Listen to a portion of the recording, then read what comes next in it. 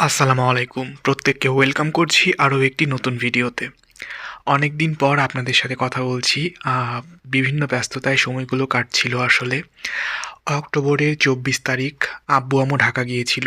আর তারপর তাদের সহ আমরা ২ ভাই বাসায় এসেছি নভেম্বরের ২৭ তারিখ। তার মানে বুঝতে পারছেন তারা ঢাকায় প্রায় ১ মাসেরও বেশি সময় আ ৩২ থেকে ৩৩ দিনের মতন ছিল। তো এত লং টাইম আম্মু-আব্বু আগে ঢাকায় আসলে একটানা থাকেনি। এই ১ম বার থাকলো।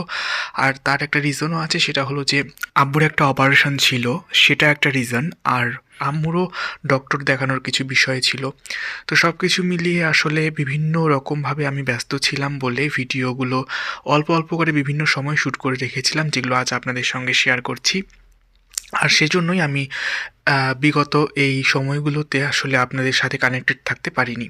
তো যাই হোক, আব্বুর ডাক্তার দেখানোর ব্যাপারটা সেটা তো আসলে একটা বিরাট একটা কঠিন একটা সময় গিয়েছিল আমাদের সকলের উপর দিয়ে, এবং সেই সময়টা আসলে বুঝিয়ে দিল যে আসলে কারা আপনজন আর কারা আপনজন নয়।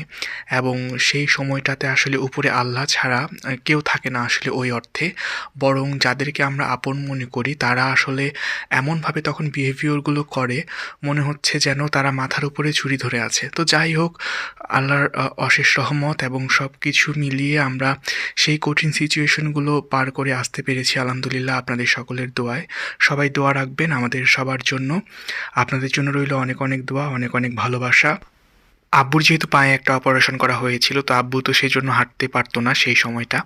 আম্মু আর আমি বিকেলবেলা হাঁটতে বের হতাম। তো তখন ওই রাস্তার মধ্যে কদবেল দেখে, এটা আম্মু বলছিল যে কয়েকটা নিয়ে যাই, এগুলো তো আগে ট্রাই করা হয়নি। তো কদবেল নিয়ে এসেছিলাম, সেটা খাচ্ছিলাম আর আপনাদের সঙ্গেও শেয়ার করলাম।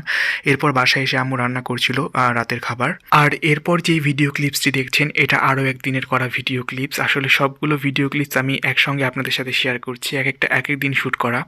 তো এই ভিডিও ক্লিপসটা হলো, যেই পুচকিটাকে দেখছেন সে হলো আমার ভাগ্নে, মানে আমার খালাতো বোনের ছেলে। আব্বুর যেদিন অপারেশন করা হয় সেদিন আমার খালাতো বোনের বাসায় গিয়েছিলাম। সেখানে আমরা ২ রাত ছিলাম। আসলে খুব বেশি ভিডিও আমি আপনাদের জন্য শ্যুট করে রাখতে পারিনি, কারণ ভিডিও করার মতো পরিস্থিতিতেই আমি ছিলাম না। তো যাই হোক, আজকের মতো এখানেই শেষ করছি। দেখা হচ্ছে নেক্সট ভিডিওতে। ভালো থাকবেন সবাই। আল্লাহ হাফেজ। আসসালামু আলাইকুম। নতুন নতুন বায়নাগুলি ছটান বেঁধেছে, ও বাটে ছেলে মেয়ে নদীতে নেমেছে, উদার রুই রুই কাতলা বেঁধে উঠেছে। কেটে গেছে দাদা দেখেছে, দাদার হাতে কলম বড্ড অনেক আছে। ওই কালারটা